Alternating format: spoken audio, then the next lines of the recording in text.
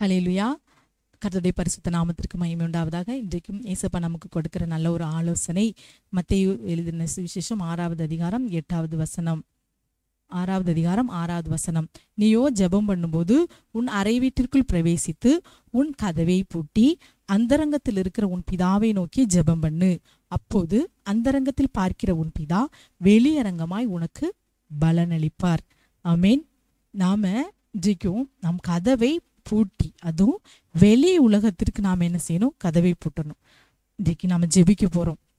ஜெபிக்க போகும்போது நம் கதவை பூட்டி அந்தரங்கத்தில் இருக்கிற பிதாவை நோக்கி ஜெபிக்கணுமா. ஒரு முறை ஒரு நண்பன் தன்னுடைய நண்பனுக்கு ரோட்டு ஓரத்துல இருந்த ஒரு டெலிஃபோன் பூத்துல இருந்து போன் பேசியிருக்கிறார். அப்போ போன் பேசும்போது பார்த்தா எதிர்பக்கத்துல இருந்து வருகிற நண்பனிடத்திலிருந்து இவனுக்கு சத்தம் ஒண்ணுமே பேசுறது கேட்கல. இவன் பேசுறது அவனுக்கு கேட்கல, அவன் பேசுறது இவனுக்கு கேட்கல. அப்ப இவன் சொல்றான், அங்கிருந்து பேசுற நபர் சொல்றாரு, நீ ஃபர்ஸ்ட் கதவை பூட்டு, நீ கதவை பூட்டினாதான் நான் பேசுறது உனக்கும் நீ பேசுறது எனக்கும் கேட்கும் அப்படின்னு சொன்னானா. அதே போல அடுத்துவன் கதவை பூட்டினதுக்கு அப்புறம் பாத்தீங்கன்னா வெளி உலகத்திலிருந்து வருகிற எந்த ஒரு சத்தம், வாகனம் ஓட்டுறதுல உள்ள சத்தம், மனுஷங்களுடைய சத்தம் எதுவுமே கேட்காம அந்த கதவை பூட்டினதுக்கு அப்புறம் தான் அந்த சத்தம் கேட்காதபடி இவங்க பேசுனது கேட்டுச்சான். இதே போலதான் இன்றைக்கும் அருமையான தேவனுடைய பிள்ளைகளே, நாம் தேவனுடைய சத்தத்தை நாம் கேட்க வேண்டும் என்றால் நாம் வெளி உலகத்திற்கு நாம் கதவை நாம் என்ன செய்யணும்? மூட வேண்டும். அப்படி செய்தாதான் நாம் வாழ்க்கையிலே நாம் ஜெபிக்கிற ஜெபம் மாறும், வல்லமை உள்ளதாய் மாறும்.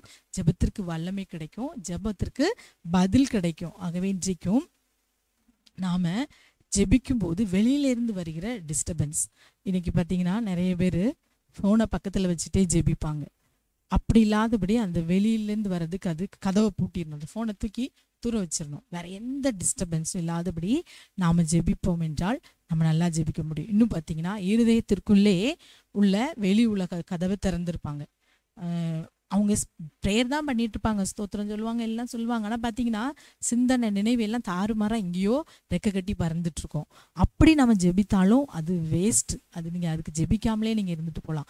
சிந்தனையை நாம் ஒருமுகப்படுத்தி தான் ஜெபிக்கணும். அப்போ வெளியில இருந்து வருகிற டிஸ்டர்பன்ஸ் நம்ம சிந்தனை ஆட்கொள்ளாது. அப்படி இன்றைக்கு நிறைய பேருக்கு ஜெபிக்கன்னு முழங்கால் போட்ட உடனே பார்த்தீங்கன்னா கடன் பிரச்சனை, கவலை, கஷ்டம் இதெல்லாம் வந்து ஆட்கொள்ளும். அதான் ஏசப்பா சொல்லியிருக்காங்க, இங்கே எல்லாவற்றையும் ஸ்தோத்திரத்தோடு கூடிய ஜெபத்தினால வேண்டுதனாலும் என்னிடத்தில் தெரியப்படுத்தும் போது எல்லா புத்திக்கும் மேலான தெய்வ சமாதானம் உங்கள் இருதயத்தையும் சிந்தையும் ஆட்கொள்ளும் என்று சொல்லி. அப்போ எந்த சூழ்நிலையிலும் எந்த ஒரு காரியமும் நம் சிந்தனையை மேற்கொள்ள விடாதபடி நாம் என்ன செய்யணும்?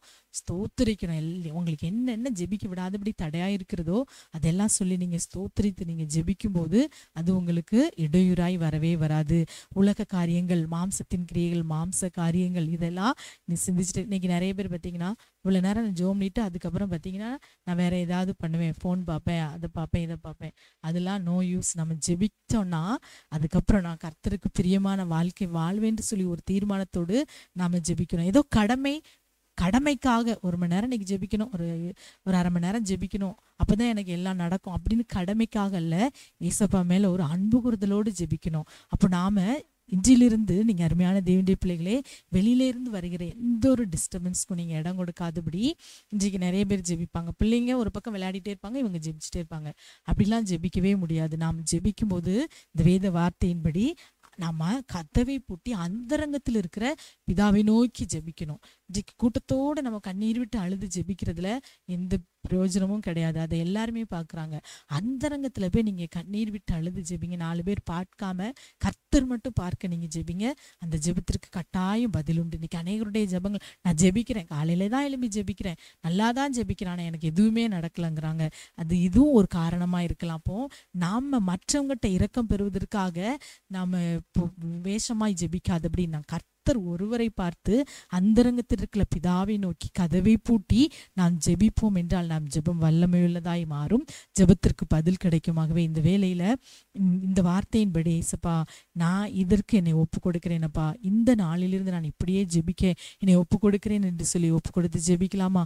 அப்பாவுமே நாங்கள் நன்றியோடு ஸ்தோத்திரிக்கிறோம். இந்த நாளிலும் நீர் எங்களுக்கு கொடுத்த நல்ல வார்த்தைக்காக ஸ்தோத்திரப்பா. எங்கள் இருதயம், எங்கள் சிந்தனை, எங்கள் நினைவுகள், எங்கள் செயல்கள் எந்த வேலையிலும் அப்பா நாங்கள் ஜெபிக்கும் போது வெளியுலகத்தோடு தொடர்புள்ளதா இல்லாதபடி வெளி உலகத்திற்கு எங்கள் கதவை நாங்கள் பூட்டினவர்களாய் ஜெபிக்கும் போது தான்ப்பா உம்முடைய சத்தத்தை நாங்கள் கேட்க முடியும். இந்த நாளிலும்ப்பா இசப்பா நாங்கள் எங்கள் வெளி உலகத்திற்கு கதவை பூட்டி அந்தரங்கத்தில் உம்மை நோக்கி நாங்கள் ஜெபிக்க இந்த நாளில் கிருபை செய்யுங்கப்பா. இந்த வார்த்தையின்படியே அப்பா ஒப்பு கொடுக்கிற ஒவ்வொரு பிள்ளைகளுடைய வாழ்க்கையிலும் எல்லாவற்றிலும் அப்பா ஒரு நன்மையை கட்டளையிடுங்க.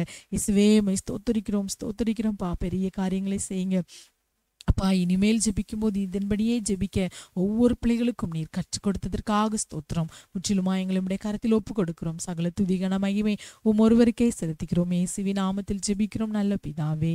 ஆமேன் ஆமேன்.